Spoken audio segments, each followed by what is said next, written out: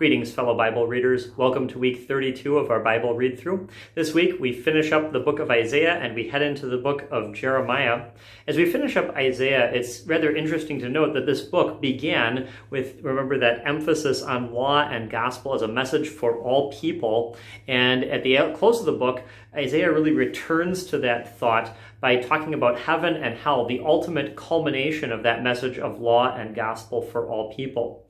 And then as we head into the book of Jeremiah, we get a sample of what the messages and the preaching were like that God wanted proclaimed to the Israelites after they had sold themselves completely over to reject him and to do evil. Jeremiah lived and operated in the final days of the city of Jerusalem and was the chief spokesman for God at that time. And so we see the kind of messages that God had him proclaim to those Israelites.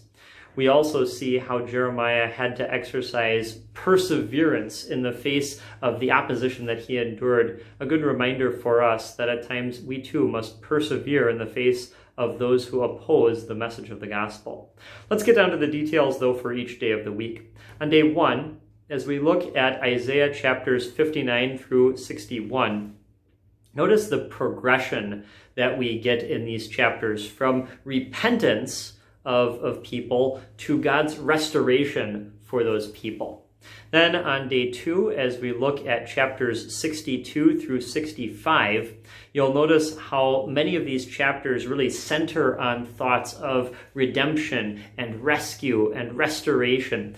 And even though human sinfulness is mentioned in these chapters, they really are much more focused on those positive things that God is doing to rescue people, ultimately culminating in chapter 65 with a description of what heaven is like.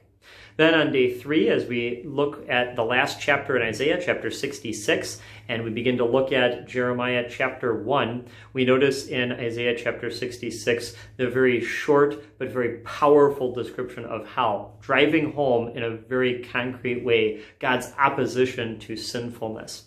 And then in chapter 1 of Jeremiah, we see there Jeremiah's call, and it's interesting, God calls Jeremiah to be a wall to oppose those people of Jerusalem and their sinfulness, but the purpose of Jeremiah being a wall wasn't simply to condemn them and to destroy them, but rather so that ultimately, by opposing their sinfulness, there would be an opportunity to build them up and plant them in the faith. Then on day 4, as we look at chapters 2 and 3 of the book of Jeremiah, we see God describe the sinfulness of those people of Jerusalem in very graphic terms. And that's something we're going to see a number of times in not only the book of Jeremiah, but also in the book of Ezekiel. God is going to get very graphic in describing what sinfulness looks like to him in order to help us understand how ugly sin truly is. Then on day 5, as we look at chapters 4 and 5, after a threat of God's judgment and condemnation on the Israelites, we see how God reveals the stubbornness of those Israelites in rejecting and turning against God. It wasn't as if their rebellion was accidental or unintentional. It was deliberate and intentional. Then on day 6, as we look at chapters 6 through 8, after yet another threat from God, we see God continue to plead for those Israelites to come back to him. And you can see that desire God still has for these people to turn in repentance in the regret that he expresses. And then finally, on day 7, as we look at chapters 9 and 10, we see this complete senselessness of Israel's rejection of God. And yet, despite this complete senseless rejection of God, Jeremiah still pleads for those Israelites to be shown mercy.